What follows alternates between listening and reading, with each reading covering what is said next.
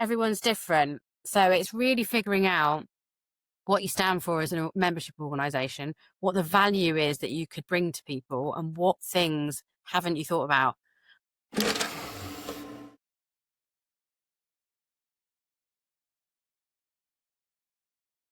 Welcome to the Stakeholder Impact Forum, a COSARIS platform exploring how purpose-driven organisations create change through stakeholder engagement, community and measurable impact. Today we're joined by Mo Kanjilal, founder and director of Edge of Difference, a diversity, equity and inclusion consultancy helping people value difference and build belonging.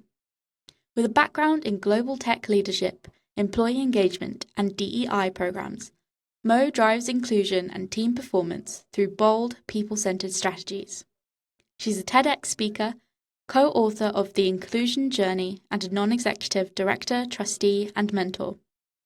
Today, we'll discuss open conversations on DEI, how storytelling fosters understanding, and why leadership commitment is vital for success. And it's great to be joined by Mo today. We're really excited to talk with you about this very interesting topic that I think is important to all organizations. But before we get into the kind of diversity, equity and inclusion side, you came from kind of global tech and the leadership roles. What inspired you to move away from that into your own consultancy? And what has led to where you are today? So I'd love to say my career has been really well mapped out and planned, but that's not the case at all. Things have happened through accidents, kind of things have come my way and decisions I made along the way. So I didn't study anything to do with tech. I studied English and didn't intend to have a career in tech. But it happened to be that the first job I took in marketing was in a tech company. And that started my journey in tech. And I did that for many years. All sorts of things that go into space, things in healthcare, kind of analytics software, all sorts of complex technology. And actually my degree in English was really helpful for that, because what you need to do in tech to sell and market it successfully is to understand really complex technology and be able to explain that clearly to people. And so actually my background in it worked well. So that's what I did for many years, worked in big multinational corporates, ran teams of people that were all around the world, had, multi-million pound sales targets, and did all of the sort of traveling around the world and things that I thought I wanted to do. I thought that's what the career that I wanted, until it wasn't. And people often said to me when I was doing that, it has a shelf life and you get to a point where every hotel looks the same and, it's not what you want to do. And I did have the moment. So I remember like traveling around the world. I would have my Asia team contacting me first thing in the morning, and then the West Coast US team like last thing at night. It was hectic. Eventually, the company I worked at got taken over by a much bigger American corporation, and it meant I was no longer at the head office, and I was going to have to go to California a lot to the head office. And I think that's when I had the realization of like, do I really want to do this anymore? I don't think I do. So I stepped away, but stayed within tech and worked in smaller software as a service, SaaS it's called, tech companies, but I wasn't commuting or traveling. So I had time, and I could have done nothing with the time, but I decided I wanted to do other things with the time. So I started mentoring for a charity, getting involved with local community groups and kind of doing more things like that. That led me to where I am now, actually. Those are the things that started to then become even more important to me, because I saw that I didn't want other people to face the things I faced in corporate life. And I wanted the world of work to be much more inclusive for people. And then it was in the pandemic lockdown that that was the time that me and my then business partner said, let's go for it. Yeah. And so you kind of moved into your own consultancy, Edge of Difference. And what you mentioned there, like the community aspect of it, but what kind of led to that being built and kind of training, focusing on everyone, we're all different, and specifically around the communication side of things? I'm really interested in that. Yeah, so the last 5 years of doing consultancy work, I've learned so much through that, through the sort of business side of things, of not having an employer, but also how you really engage with people, what's important to me, what I love doing. And what I love doing is the training and engaging with people and really helping them with how they work and their communications. That's the bit I love. So that's what we're focusing on. And actually kind of going back to where my career was, a lot of focus on tech and kind of gaming companies. because that's where I've got the sort of industry knowledge and the real interest in it. And the reason for that is because those are industries where there is a business need to have different types of people involved. They are growing industries, and that it's going to be such an impactful thing on all of our lives, even more so going forward. So that's why it feels like really important to get involved with that community and really drive change in that community.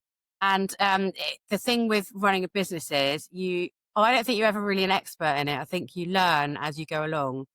You learn what works and you learn what doesn't, and things don't always work out. You have to try things and see whether they work or not. But I'm coming to it with the experience of having done that for 5 years and having learned some of those mistakes, that I can now know, okay, that's not the thing to do. This is the thing to do. And with Edge of Difference, like, what is it you think kind of sets your consultancy apart in that training of, you know, kind of, do you focus on a specific thing, or do you kind of go in and really get a flavour of what that company is, and, as you say, what their vision is and what their reach is going to be to kind of deliver that bespoke?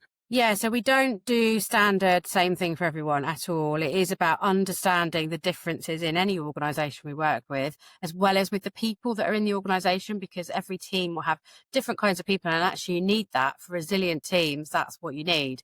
You need that comfortableness in being different and disagreeing with people, and it being okay to do so. So we really focus on helping people to understand the organisation and what sets the organisation apart from others, what's different, but also the people within it. Like, there's so much power in differences if you can really understand them. And the strongest teams don't have people who are all the same. They have loads of different people who really help to build that. And that's what you see. So we focus on all sorts of aspects of that as well. But essentially, that's the core of it, is helping people through that. And there's no one-off training, and like, there's no like 1 hour tick box and you're done. That isn't our way of doing things.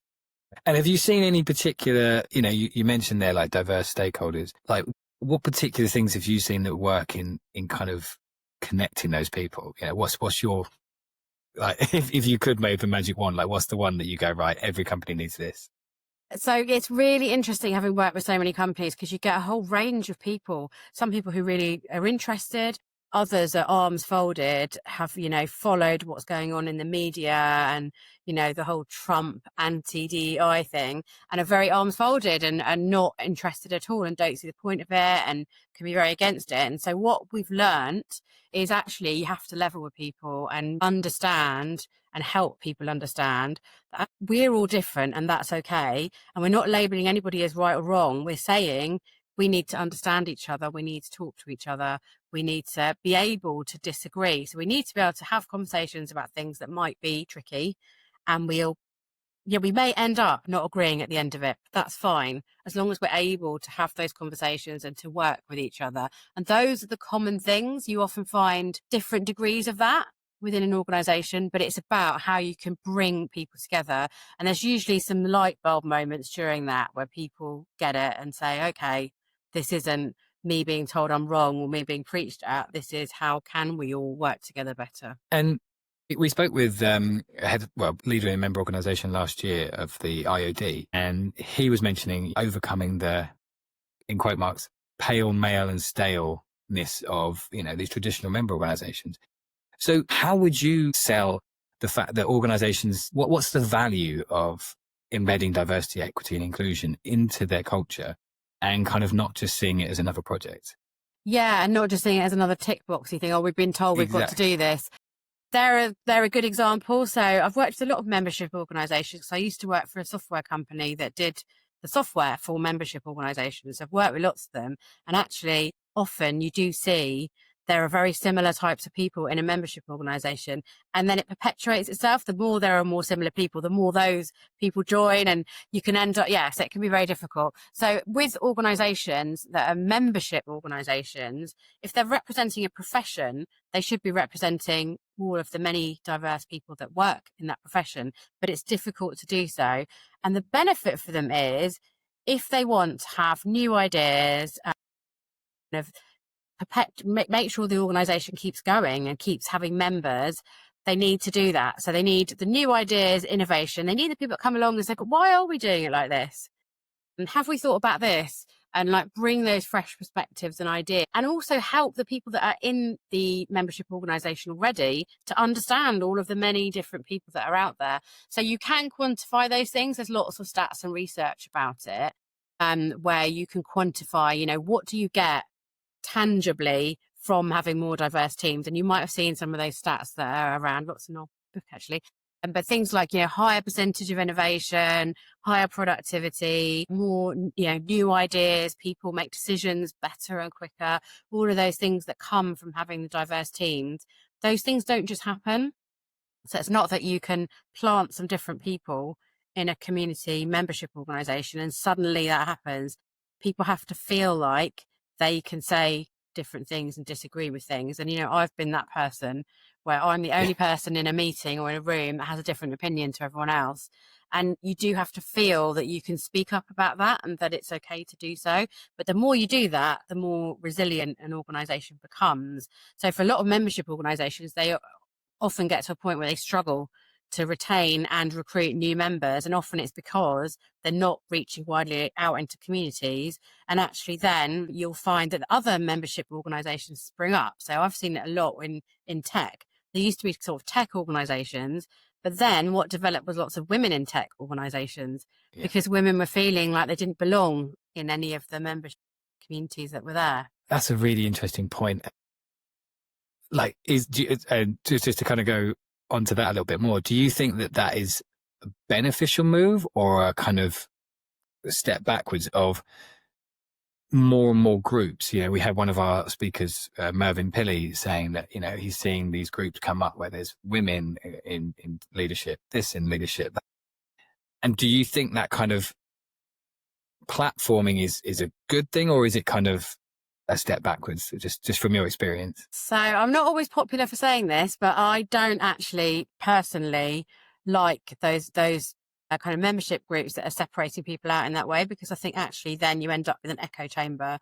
So I've been to lots of women's groups, women in tech and different things like that. And you end up with lots of people who agree with each other about problems and things that need to change. But that group in itself isn't going to be able to drive that change, because actually people we need to talk to are in the other membership organisation.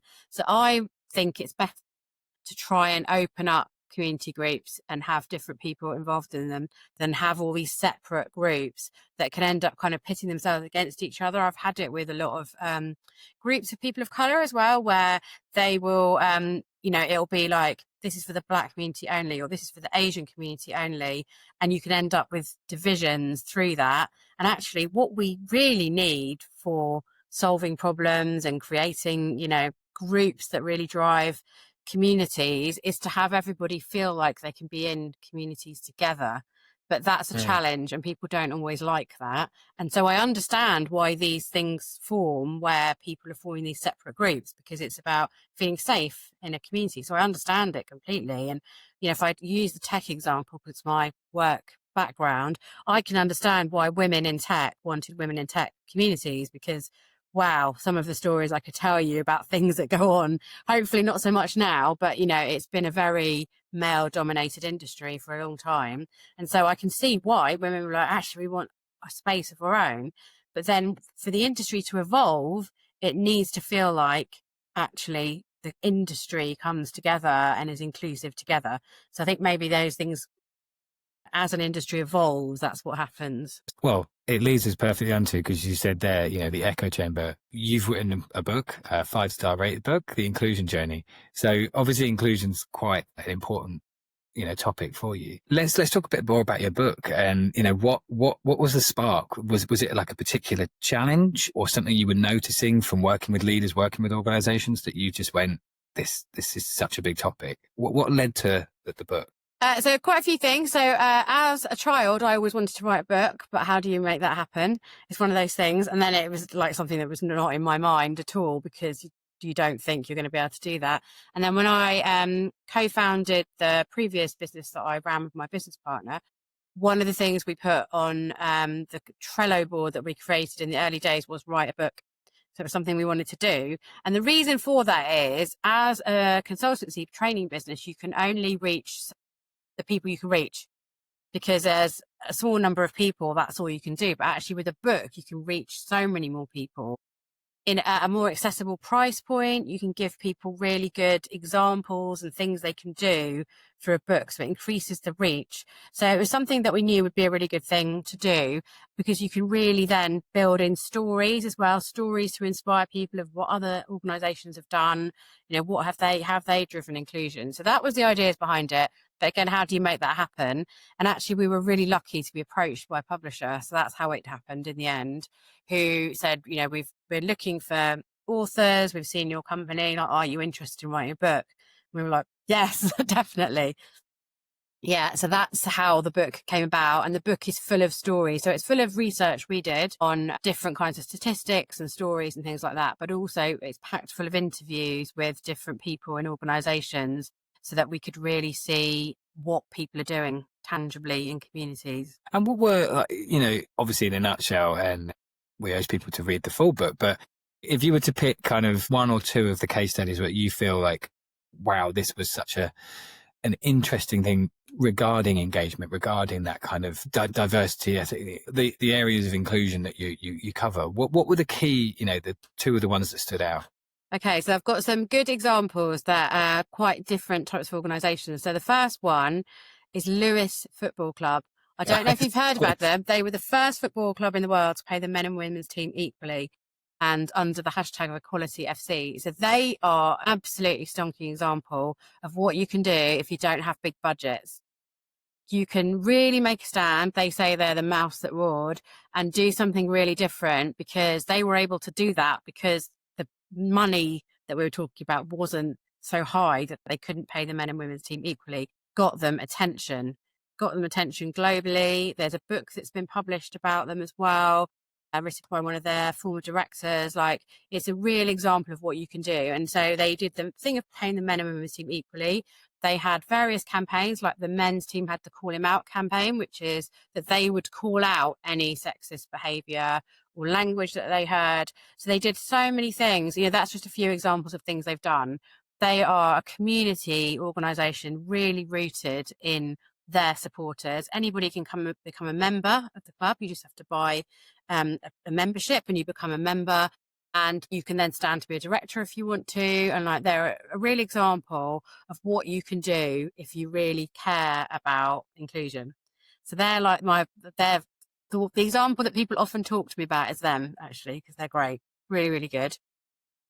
Great. And yeah, I suppose that was like one of the other questions I had about the book is, you went out, you found all these stories, you kind of pulled all this together, but when you put something out there, and I think we see this a lot with organizations, that they put something out there and then, what's the response to it? Have you had much, tangible feedback where you've really kind of engaged with the audience and found what's connecting with them? Yeah, so it's surprising how many messages I get now from people that say, oh yeah, I've read your book. Because people don't always write reviews. They do sometimes, but it's actually quite hard to get people to write reviews. What happens more is they're completely intangible.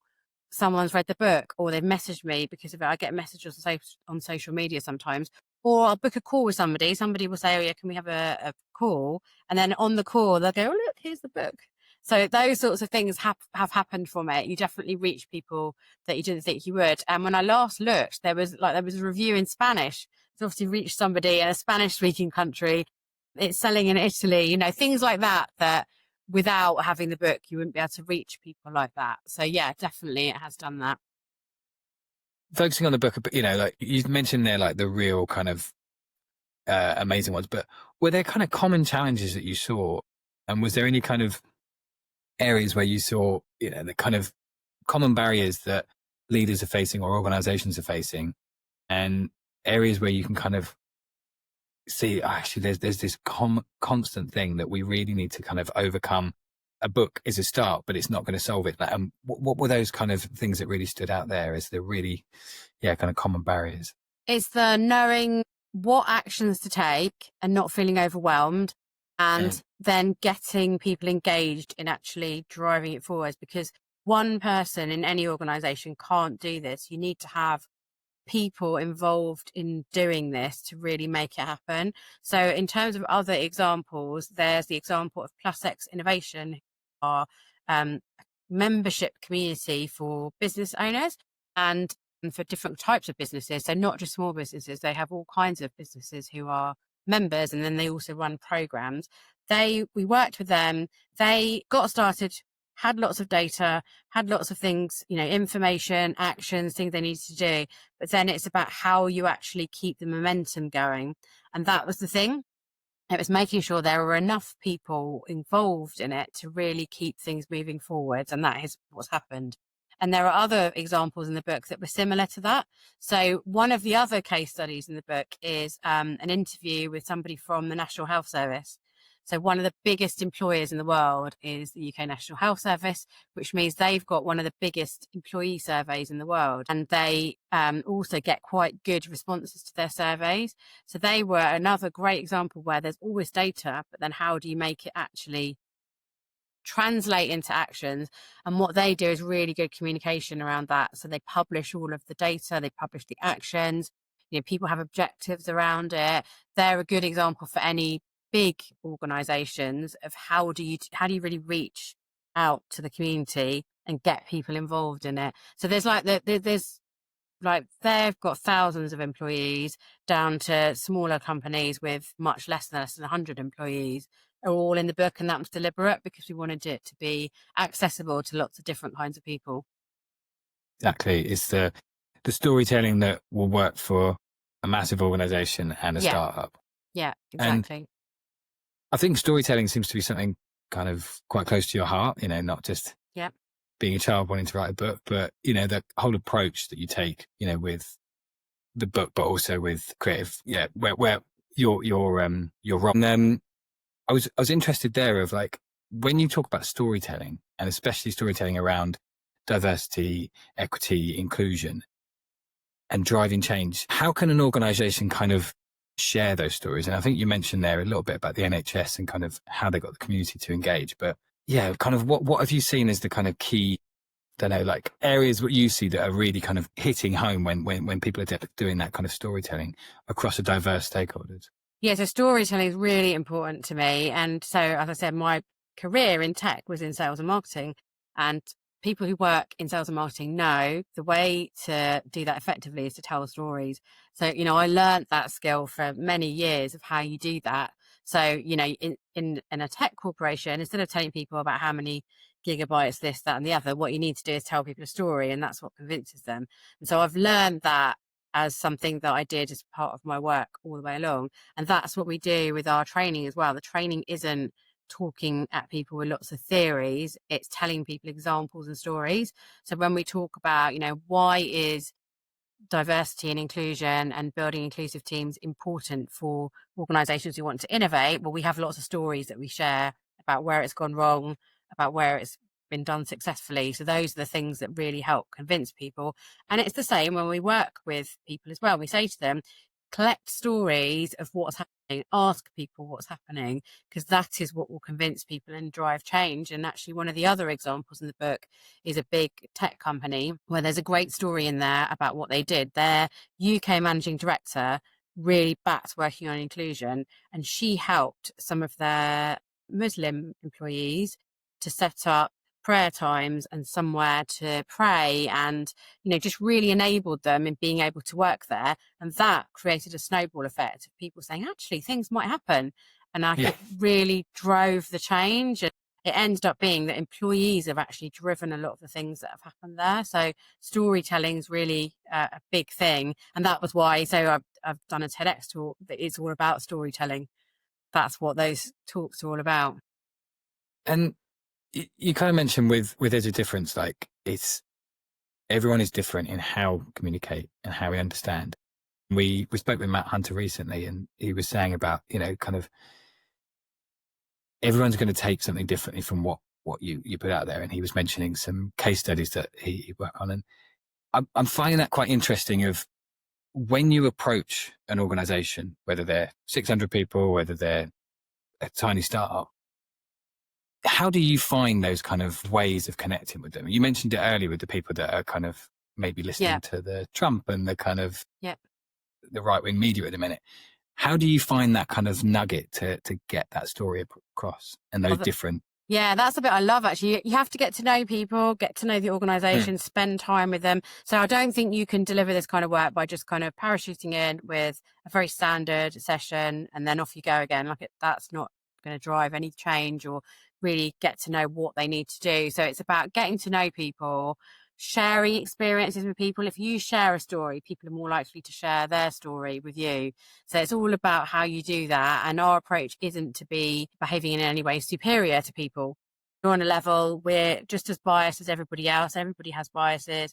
We have stories, we have things we get wrong, we have things we get right. It's all of those things that help build that environment that you can actually then talk to people and understand what their stories are.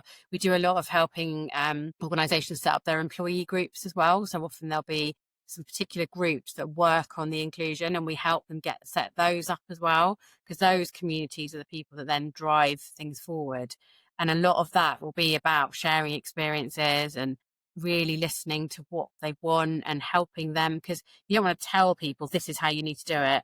It's got to come from them and their ideas and what they want. So yeah, I love all of that, getting to know an organisation. And I suppose kind of on an individual level is slightly different, but on a company level, do you find there's like an issue with honesty and transparency? There can be. So for me, I would probably walk away from an organisation where the leadership team are not bought into doing this work. In fact, I have done before. They've got to be brought into it. And you can find that out by finding out what employees are saying. So it's quite usual for employees to say, yes, we fill in surveys and nothing really happens. I think that's often not because leaders don't want to do anything. Often they don't have time, they don't prioritise it, they don't know what to do, things like that. And that's where we can help them. How do you actually turn that into actions and show people? But it's the organisations where leaders are just not interested and don't see the point that that's going to be really difficult to do anything. And I think there is a lot of hiding as well. So sometimes employees will have said, and actually they weren't listened to, and it only comes to light when they leave, because we always ask if they take exit interview data, and because it's really telling what happens. Because actually it shouldn't be at the point someone leaves that you say, oh no, we'll sort this out for you. It should never get to that point. So you can usually start to find out what's going on by asking questions around that kind of thing. Yeah. And I suppose it kind of in tandem to that for member organizations, there's a big issue with retention and attracting new members. Specifically, and we've heard, kind of intergenerational, lots of member organizations are more attractive to the older CEOs and, the kind of boomers, Gen X, our younger generations wanting to be members of these organizations as much. So there's a big conversation going around that. What are you seeing do you have any advice for member organizations in terms of attracting more diverse communities, both in terms of, all types of diversity? And is there a potential, kind of cringe element to it, which we see, I think, quite often with, advertising campaigns and things? So I think with membership communities, there are younger people involved in communities, but often ones they've started themselves. Which is the interesting thing. I think there's more and more community groups and membership organisations. They're just not necessarily the traditional ones that we've seen before. I think that's what's really happening. And that's fascinating, because actually, why is it that people aren't feeling like they can join existing membership organisations and drive change there? That's the challenge for membership organisations. And as I say, I used to work in a software company that ran the software for membership organisations and kept track of subscriptions being cancelled and things like that. And so I think for those membership organisations, they need to look at themselves and what they're doing and ask some harsh questions of themselves, and actually talk to people as well. Talk to people that they might want to be members and find out what would be interesting for them, what would be of value for them, rather than just churning out the same things and saying, why isn't this working? And I do hear that sometimes, as if it's the people's fault for not becoming members. And it's like, well, I think it's more you're looking at yourselves to say, what could we do? And so it's about really thinking about those things and not just treating people as lumps of, all women or all people of colour. There's going to be so many things within that. Everyone's different. So it's really figuring out what you stand for as a membership organisation, what the value is that you could bring to people, and what things haven't you thought about?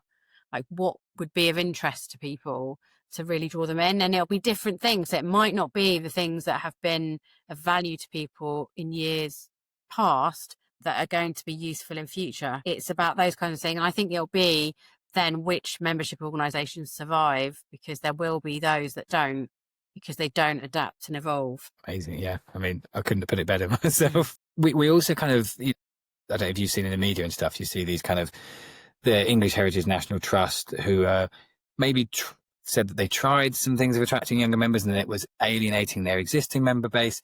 And I suppose that your learnings around that with what you're doing at the moment is similar to what you said around the kind of different stakeholders, one who might be very right, have these right-wing ideologies, and one who's very kind of keen to, wants to the arms folded and the arms open. Do you think that there's a kind of, what would be your kind of 2 cents on that kind of conversation of not alienating your existing base? Or, as you say, is it just disrupt and kind of, Yeah. So if it was me running a membership organisation, I would say it's about the revolution and disrupt. And actually, if you hold views that are harmful and offensive to other people, then do we want you in this membership organisation? But I understand that's not where a lot of membership organisations are, and they have a big base and they have to really think about that. I do think it's a conversation to have with members though, and to state intentions going forward, to say the community is going to be inclusive and open those things up. There are ways you can do that, but I think just shying away from the difficult conversations won't work. You do need to engage with people, and actually it's a real opportunity for difficult conversations, education, learning. There are some great things you can do. I myself, because of the line of work I do, people like to tell me a lot what they think about different things, and if you can have the conversation in a way that doesn't cause alienation or arguments, you can actually have conversations with people, and you may end up having to agree to disagree, but that doesn't mean it wasn't valuable to have the conversation. And I think that's where they need to look, because actually, again, if they don't, will there be a future for that membership community? If they don't, that's the thing. I always see it as kind of being open to learn. You mentioned before we did this call that you don't use the acronym of DEI or EDI or whichever one. And I found that really an interesting point, and it kind of comes back to what we were talking about with storytelling. If your storytelling and your language and your kind of value is alienating people, then you need to think about it and look and learn and hear that. And I was really appreciative of you putting that in there. And have you kind of seen that with any organizations who have kind of like alienated people in your experience, where you've something like an acronym that has just made so many people go? The acronyms thing again comes from my tech career. Technology is full of acronyms, and if you want to sell and market to people don't understand what the acronyms are, and they don't want to appear stupid by not knowing what the acronym is. So I've always tried to avoid them, and I think it's very similar with diversity, equity, and inclusion. I think there's an industry around it. There are a lot of people that work in it. They use the acronyms. People use different acronyms. People are put off by them. They don't want to say, they don't want to know what it means. And I think you're excluding people by using them and assuming that everybody knows what it means. That's my personal view. I know there are others that feel very strongly about using the acronyms, and that's fine, but perhaps that's one of the things that sets me apart. I don't. I think that it's about meeting people where they are. And so I don't assume that people know what those things mean, because then you can have more open conversations with people. And actually, when I do training and workshops with organisations, we often talk about terminology and acronyms and trying to use language that's as simple for people to understand as possible. So as well as writing non-fiction, I write fiction as well. Been trying to write a novel for years. And again, with that, I try and use simple language. I'm not someone that uses big, complicated words, because I think then you're excluding people by doing so. It's amazing. And it kind of comes back to what you said right at the top about communities and the breaking up of those communities, and then how to kind of rebuild them. Yeah, I think that's kind of what you're doing with Edge of Difference. You're going into spaces and you're kind of helping to build communities. What do you see as kind of challenges and opportunities specifically around what you're doing with Edge of Difference to kind of strengthen those communities, whether that's in an organization or, as you say, in the place you live? So I think we've been going through a time where there are ever more divisions in society. I think that's where we are, and I think most people would acknowledge that. And so it means that we've got a lot to talk about to be able to resolve those things. So if I talk about a company we go into, as I said, sometimes there'll be those people with their arms folded that don't agree, and you've got to try and bring people together. And if you take that to a wider level, it's the same with our membership communities and the same with community as a whole.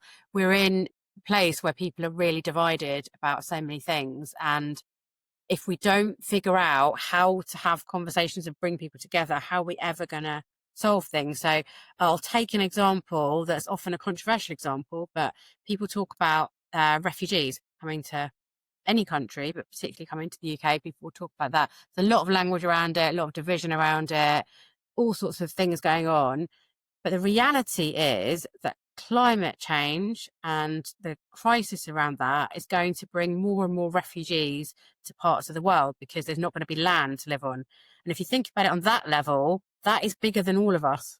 That is bigger than our individual house or street or anything. The fact there's just no land to live on.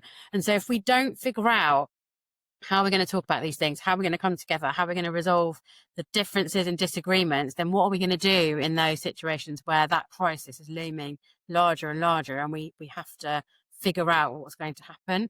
So I think there is an ongoing divide and discussion about it, but we've got to be having those conversations, and it's going to be uncomfortable. I think that's the thing. Nobody's going to be able to say that they're right and everybody else is wrong. We're going to have to figure out our way through this and have those difficult conversations. That's really where we are, I think.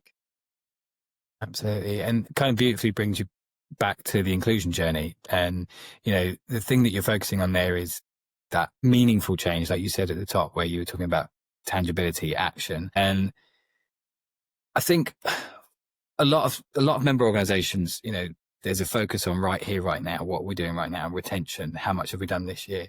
And the inclusion journey, you focus on like long-term growth, sustainable, not necessarily in the eco way, but sustainable as in it will keep growing and keep building. What's your kind of, I suppose, of, how organizations can really start to think in that long-term growth mindset for meaningful impact rather than just what were the stats from this year? Yeah. So I guess the spoiler alert for the book is that there's no end to the journey. It continues because there's always more to do. And I think the biggest thing is to not see work on diversity, equity, and inclusion as a separate thing that a few people can work on or a form to fill in or anything like that. It is core to anything you're doing or to your strategy, because if you don't take people with you and include people, then you're not going to have an organization. And so again, if I go back to my kind of tech sales career, we always used to talk about what's the burning platform for whoever it is you're trying to work with to help them to see, like, if they don't do this, what's going to happen. And that's what people need to do. Like, if you just say we're comfortable with where we are now and who we have involved now, and we're not going to focus on this, then is there a future for your organization? And is there a future for the community if you don't do that? So there is always going to be things to do. And actually the biggest thing is to get started. There are very simple things you can do to get started. It doesn't have to be some massive investment. As I said, Lewis Football Club are, the greatest example of not having big budgets, but having done so much. So it's getting started and then figuring out how you keep that momentum going. And as you say, like, change everything, slightly revolution mind. Is there any kind of way that people can be more open to that when they're very traditional structures? What's a good kind of mantra for being open to change? I think it is actually connecting with people who are different to you and talking to them and figuring out how you can connect with them and talk to people. So can be more comfortable to just stay with people that are similar to you and have similar views and that you've got things in common with, but actually that you learn so much and gain so much by connecting with people where you have differences and you're not always going to agree. And having those kinds of discussions really helps to go through those things. And that's one of the things I love. But when we run workshops with companies is you do bring those people together who are really different and might not have ever worked on things together before. And you can then start to really figure out how to help people to work together. Amazing. And a beautiful segue into, I was going to ask, like, what are you hoping to explore or share or find out, discover by being involved in the Stakeholder Impact Forum, where we are really trying to kind of bring cross-sector thought leaders, academics, member organizations together? Yeah, I mean, really, you've answered it for me. It's the fact it's bringing together all of those different kinds of organizations in conversations that need to happen between them all. So, we do work with the universities, but also with businesses, and there's not always a good connection between the two. There is sometimes, but a lot of the time there isn't. And how can you bring those people together? And then with what's happening with technology and AI, how is that link being bridged between education and business? So how are you enabling people to be able to have jobs? I could see gaps there in how that's happening. Those conversations need to happen. And then if we take that example of the AI example, the change is happening so fast that it's impacting every area we work with. So I'm a trustee at a charity, and we're talking there about how we can use AI for different things we do there. And the same for the healthcare organisation that I'm involved with, where I'm on the board there as well.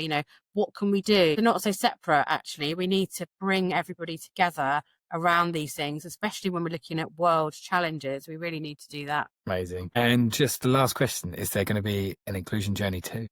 So not an inclusion journey too, but I am working on an idea more connected to Edge of Difference, of a different kind of book. Yeah, that's probably all I can say for now. Okay. Well, hopefully you'll be able to speak to you again in the future. Mo, thank you so much. It's been really insightful hearing all about everything that you're working on, and we really appreciate you and look forward to connecting with other people and thought leaders as part of the Stakeholder Impact Forum. Thank you. Thanks so much.